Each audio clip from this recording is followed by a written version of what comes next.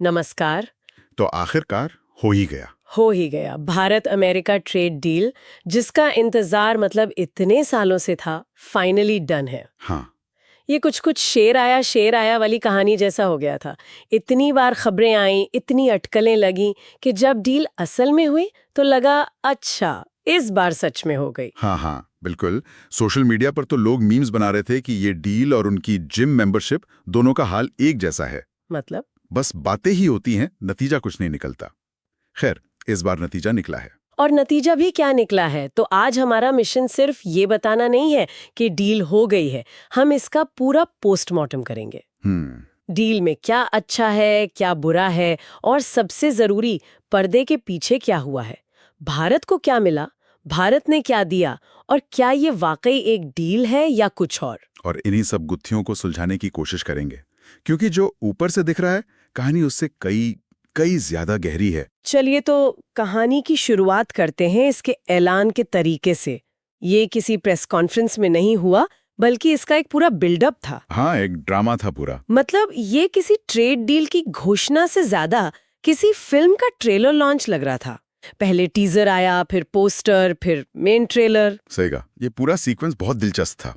सबसे पहले ट्रंप ने इंडिया गेट की कुछ तस्वीरें पोस्ट की। कोई कॉन्टेक्स्ट नहीं, बस तस्वीरें। हाँ, और लोगों ने अंदाजे लगाने शुरू कर दिए। फिर आया इंडिया टुडे मैगजीन का एक पुराना कवर, जिसमें वो प्रधानमंत्री मोदी के साथ थे। माहौल बनना शुरू हो गया। और फिर भारत में अमेरिकी राजदूत ने ट्वीट किया, समथिंग बिग इज कमिंग। इसने तो आग ही लगा दी। और फिर ग्रैंड फिनाले, ट्रंप ने अपने सोशल मीडिया प्लेटफॉर्म ट्रूथ पर इसका लंबा चौड़ा ऐलान कर दिया। उसके काफी देर बाद व्हाइट हाउस का ऑफिशियल बयान आया। और फिर जाके भारतीय प्रधानमंत्री का धन्यवाद वाला ट्वीट। ये पूरा क्रम अपने आप में एक स्टेटमेंट है। हाँ, आप कह रही हैं कि ये सिर्फ एक टाइमलाइन नहीं है, इसमें एक मैसेज छुपा है। बिल्कुल, ये एक बहुत सोचा समझा पावर प्ले है। अच्छा। विपक्ष ने सवाल उठाया कि सारी घोषणाएं ट्रंप ने क्यों की। ठीक है। इसका आसान जवाब है कि प्रतिबंध अमेरिका ने लगाए थे तो हटाने की घोषणा भी वही करेगा। सही बात है। लेकिन गहरा मतलब ये है कि अमेरिका दुनिया को, खासकर चीन को, ये दिखा रहा था कि इस रिश्ते की ड्राइविंग सीट पर कौन है। ये ऐलान करने का हक अपने पास रखकर उन्होंने ये साफ कर दिया कि शर्तें कौन तय कर रहा है। अच्छा, तो ये घोषणा का तरीका ही अपने आप में एक कहानी है। हाँ, लेकिन असली कहानी तो डील की शर्तों में छिपी है। आखिर मिला क्या और गया क्या।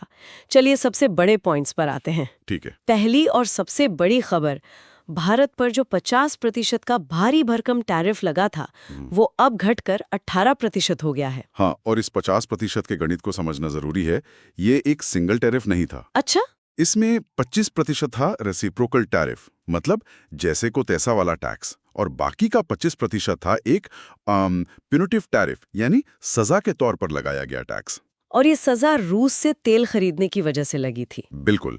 तो ट्रंप के ऐलान के मुताबिक वो 25% वाली सजा हट गई है, क्योंकि भारत ने रूस से तेल ना खरीदने का वादा किया है, और बचे हुए 25% को बातचीत करके 18% पर लाया गया है। अच्छा, तो ये है पूरा ब्रेकडाउन। एग्जैक्टली। तो कागज पर यह 32% की बड़ी कटौती दिखती है, जो कि है भी, लेकिन इसकी एक कीमत चुकाई गई है, जिस पर हम आगे बात करेंगे। ठीक है, अब आते हैं दूसरे पॉइंट पर, जो भारत की तरफ से दिए गए कमिटमेंट्स हैं। जैसा आपने बताया, पहला तो रूस से तेल न खरीदना, और दूसरा जो बहुत बड़ा नंबर है, भारत अमेरिका से $500 बिलियन का सामान खरीदेगा। अभी ये आंकड़ा करीब $80 बिलियन का है। हाँ, और इस $500 बिलियन की लिस्ट काफी लंबी चौड़ी है। इसमें ऊर्जा यानी तेल और कोयला, high and technology, drones, semiconductor बनाने की मशीनें और कृषि उत्पाद शामिल हैं। मतलब एसेंशियली अमेरिका की बेस्ट सेलर आइटम्स। बिल्कुल। मुझे ये $500 बिलियन वाली बात थोड़ी अजीब लग रही है। ये कोई शर्त है या बस एक उम्मीद?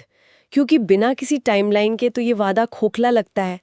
आप इसे कैसे देखते हैं? आपने बिल्कुल सही नस पकड़ी है। इसकी कोई समय सीमा नहीं दी गई है।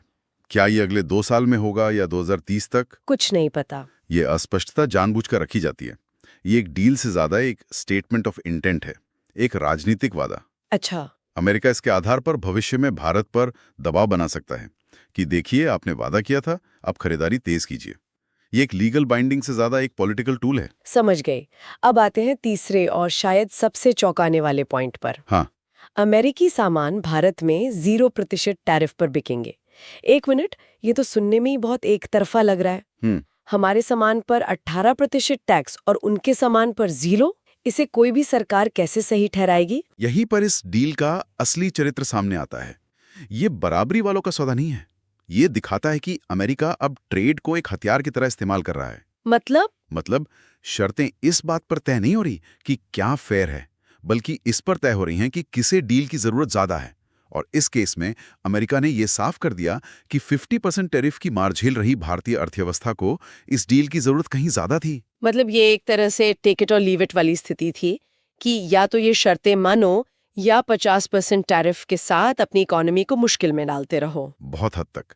कूटनीति की भाषा में इसे अनइक्वल ट्रीटी या असंतुलित संधि कहते हैं। भारत ने शायद ये हिसाब लगाया होगा कि 18% टैरिफ देना और अमेरिकी सामान को फ्री एंट्री देना 50% टैरिफ देते रहने से कम नुकसानदेह है। तो ये बेस्ट डील नहीं है। ये एक लेसर ऑफ टू इविल्स वाली डील है। इन शर्तों से कई बड़े सवाल भी खड़े होते हैं। सबसे पहला और बड़ा सवाल रूस से तेल को लेकर है। हाँ, ये बहुत पेचीदा है। कुछ ही हफ्ते पहले भारत की ईयू के साथ एक बड़ी डील हुई थी। उसके तहत रिलायंस के जरिए भारत को रूस से कच्चा तेल खरीदकर उसे रिफाइन करके यूरोप को बेचना था। तो अब क्या हुआ? क्या हमने ईयू से किया अपना वादा तोड़ दिया? देखिए, ये इस डील का सबसे पेचीदा हिस्सा है और यहाँ हमें रीड बिटवीन द लाइंस करना होगा। ट्रंप ने कहा कि भारत रूस से तेल खरीदना बंद कर देगा। शब्दों पर ध्यान देना होगा। हाँ, एक संभावना यह है कि भारत अपनी घरेलू जरूरत के लिए रूस से तेल शायद खरीदता रहे, लेकिन रूस से तेल खरीदकर उसे रिफाइन करके किसी तीसरे देश को एक्सपोर्ट करना बंद कर देगा। अच्छा, तो ये लूपहोल हो सकता है। बिल्कुल। ट्रंप ने अपने बयान में यह भी जोड़ा कि भारत अब अमेरिका और वेनेजुएला से तेल खरीदेगा। अच्छा, यहीं पर पजल का एक और टुकड़ा फिट होता है।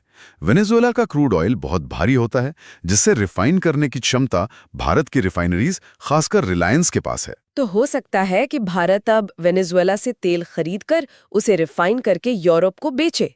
एग्जैक्टली। इस तरह ईयू से किया वादा भी पूरा हो जाएगा और अमेरिका की शर्त भी पूरी हो जाएगी। ये तो शतरंज की चाल जैसा लग रहा है। खैर, अब दूसरे बड़े विवाद पर आते हैं, कृषि। अमेरिका के कृषि मंत्री ब्रूक रोलिन ने ट्रंप को धन्यवाद देते हुए ट्वीट किया कि अब अमेरिकी कृषि उत्पाद भारत के विशाल बाजार में पहुंच सकेंगे। इस एक ट्वीट ने भारत में खलबली मचा दी है। और खलबली की वजह है दो शब्द, जेनेटिकली मॉडिफाइड या जीएम फसलें। जीएम फसलें। सवाल ये उठ रहा है कि क्या इस 0% ड्यूटी वाली डील में भारत ने अमेरिकी जीएम फसलों को भी अपने बाजार में आने की इजाजत दे दी है? और ये इतना बड़ा मुद्दा क्यों है? इसे थोड़ा आसान भाषा में समझाएंगे? जरूर। देखिए, भारत हमेशा से जीएम फसलों का विरोध करता रहा है। इसके दो बड़े कारण हैं। पहला, पर्यावरण और स्वास्थ्य से जुड़ी चिंताएं। और दूसरा और बड़ा कारण है किसानों की संप्रभुता का। जीएम बीजों पर कुछ बड़ी अमेरिकी कंपनियों का पेटेंट होता है। अगर भारतीय किसान इन्हें इस्तेमाल करने लगें तो उन्हें हर साल फसल उगाने के लिए इन्हीं कंपनियों से बीज खरीदने पड़ेंगे। वो अपनी फसल का बीज बचाकर अगले साल इस्तेमाल नहीं कर पाएंगे, जैसा हजारों सालों से होता आया है। मतलब किसान अपनी आज़ादी खो देंगे और पूरी तरह से इन बड़ी कंपनियों पर निर्भर हो जाएंगे, जिससे उनकी लागत भी बढ़ेगी। बिल्कुल। ये भारत के लिए सिर्फ एक आर्थिक नहीं, बल्कि एक बहुत बड़ा राजनीतिक और भावनात्मक मुद्दा है। और सरकार ने इस पर अब तक चुप्पी साध रखी है, जो चिंता को और बढ़ा रहा है। तो ये इस डील का वो हिस्सा है जिस पर सबकी नजरें टिकी रहेंगी। बिल्कुल। खैर, इन विवादों के बावजूद डील की घोषणा का असर तो बाजार पर तुरंत और जबरदस्त दिखा। हाँ बिल्कुल। रुपया डॉलर के मुकाबले 119 पैसे मजबूत होकर 90.3 पर पहुंच गया। ये तो बहुत बड़ा जंप है। इसका सीधा मतलब है कि बाजार को उम्मीद है कि अब भारत में डॉलर्स की सप्लाई बढ़ेगी। जब टैरिफ हटता है तो एक्सपोर्ट बढ़ने की उम्मीद होती है, जिससे देश में डॉलर आते हैं और उससे रुपया मजबूत होता है। हाँ, और महंगाई को कंट्रोल करने में भी मदद मिलती है। अनिश्चितता का बादल हटना हमेशा इकोनॉमी के लिए अच्छा होता है। और शेयर बाजार ने तो जैसे पार्टी ही कर ली। बीएसई और निफ्टी में 2500 अंकों का भारी उछाल आया। जबरदस्त। ये वही बाजार था जो टैरिफ्स की वजह से 85,000 से गिरकर 72,000 पर आ गया था। तो क्या बाजार इसे एक बड़ी जीत मान रहा है? मैं कहूंगा कि बाजार इसे जीत से ज्यादा एक राहत के तौर पे देख रहा है। ये क्राइसिस अवॉइडेड वाली खुशी है। अच्छा। महीनों से जो एक तलवार लटक रही थी वो हट गई।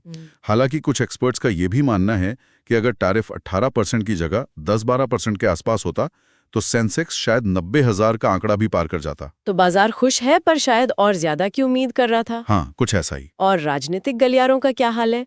वहां तो जाहिर है दो अलग अलग खेमे होंगे। बिल्कुल। सत्ता पक्ष और इंडिया इसे प्रधानमंत्री की एक बहुत बड़ी कूटनीतिक जीत के तौर पर पेश कर रहे हैं। उनका तर्क क्या है? उनका तर्क है कि ट्रंप के इतने कड़े रुख, भारत को डेड इकोनॉमी कहने और लगातार पाकिस्तान की तरफ झुकाव दिखाने के बावजूद टैरिफ को 50% से 18% पर लाना एक बहुत बड़ी कामयाबी है। और वो एशिया के दूसरे देशों से भी तुलना कर रहे हैं, है ना? हाँ, और ये तुलना महत्वपूर्ण है। इस डील के बाद एशिया में भारत पर अमेरिका का टैरिफ सबसे कम में से एक होगा। जापान के बाद हमारा ही नंबर है। और चीन? चीन पर आज भी 30-35% का टैरिफ है और पाकिस्तान पर भी 19% है। इस नजरिए से देखें तो 18% एक कॉम्पिटिटिव एडवांटेज देता है। वहीं दूसरी तरफ विपक्ष का कहना है कि ये कैसी जीत है जिसमें हम 18% टैक्स देंगे और वो 0। उनका सीधा आरोप है कि भारत अमेरिका के दबाव में झुक गया है और ये एक सरेंडर डील है। देखिए, दोनों तर्कों में अपने अपने हिसाब से सच्चाई है। अगर आप इसे एक आदर्श ट्रेड डील के तौर पर देखें तो ये बराबरी का सौदा नहीं है और विपक्ष की बात में दम लगता है। लेकिन अगर आप इसे जियोपॉलिटिकल रियलिटी और अमेरिका जैसी सुपर पावर के साथ नेगोशिएशन के तौर पर देखेंगे तो इतने मुश्किल माहौल में 50% से 18% पर आना सत्ता पक्ष के लिए एक बड़ी राहत है, जिसे वो जीत की तरह पेश कर रहे हैं। बिल्कुल। सच्चाई इन दोनों के बीच में कहीं है। तो अब सबसे बड़े सवाल पर आते हैं। इन सब बातों को मिलाकर देखें तो आखिरकार ये भारत के लिए जीत है या हार? इसका फाइनल वर्डिक्ट क्या है? ये किसी क्रिकेट मैच की तरह नहीं है जहां एक टीम जीतती है और दूसरी हारती है। ये उससे कहीं ज्यादा कॉम्प्लेक्स है। जीत का पहलू ये है कि एक बेहद मुश्किल नेगोशिएटर ट्रंप के सामने भारत झुका नहीं और बातचीत जारी रखी। 50% टैरिफ से इकोनॉमी को जो हर महीने अरबों डॉलर का नुकसान हो रहा था, उससे देश को बाहर निकाला। ये एक बड़ी प्रैक्टिकल जीत है। लेकिन हार का पहलू भी तो है। रूस के मामले में हमें अपनी स्वतंत्र विदेश नीति से समझौता करना पड़ा। 0% बनाम 18% वाली शर्त माननी पड़ी। हाँ, ये हमारी संप्रभुता पर एक सवालिया निशान नहीं है? यहीं पर एक बड़ा दार्शनिक सवाल खड़ा होता है। सोचिए, हम इस बात का जश्न मना रहे हैं कि एक दूसरे संप्रभु देश ने हम पर लगाए गए प्रतिबंधों में रियायत दे दी है। बात तो सही है। एक स्वतंत्र राष्ट्र के तौर पर यह खुशी की बात तो है, लेकिन ये इस कड़वी हकीकत का एहसास भी दिलाता है कि आज की ग्लोबल इकोनॉमी में रिमोट कंट्रोल किसके हाथ में है। ये दिखाता है कि वैश्वीकरण के इस दौर में अमेरिका की आर्थिक शक्ति कितनी जबरदस्त है कि वो दूसरे देशों को अपनी नीतियां बदलने पर मजबूर कर सकती है। हाँ, तो आज की इस चर्चा का सार ये है कि भारत अमेरिका ट्रेड डील एक जटिल तस्वीर पेश करती है। एक तरफ टैरिफ में भारी राहत है जिससे अर्थव्यवस्था को सांस लेने का मौका मिलेगा, तो दूसरी तरफ रूस और कृषि जैसे मुद्दों पर बड़े समझौते और कई अनसुलझे सवाल हैं। बिल्कुल, ये बराबरी का सौदा नहीं है बल्कि एक शक्तिशाली देश के साथ किया गया एक जरूरी समझौता है। ये डील भारत को तात्कालिक राहत देती है, लेकिन लंबी अवधि के लिए हमारी आत्मनिर्भरता और रणनीतिक स्वायत्ता पर कई महत्वपूर्ण सवाल भी खड़े करती है। और ये पूरी घटना एक बात सोचने पर मजबूर करती है जो मैं हमारे श्रोताओं के लिए छोड़ना चाहती हूँ। जरूर। आज भारत ने एक बड़ी आर्थिक शक्ति के दबाव में बातचीत करके एक रास्ता निकाला है। भविष्य में भारत खुद को कहाँ देखता है? क्या हम हमेशा एक बड़े खरीदार और एक विशाल बाजार बनकर ही रहेंगे जो बेहतर शर्तों के लिए मोलभाव करते हैं, या फिर वो दिन भी आएगा जब मेक इन इंडिया और टेक्नोलॉजी के दम पर भारत खुद एक ऐसी आर्थिक शक्ति बनेगा जो दुनिया के साथ व्यापार की शर्तें तय करेगा? ये सवाल इस डील से कहीं बड़ा है और इसका जवाब भारत के आने वाले दशक तय करेंगे।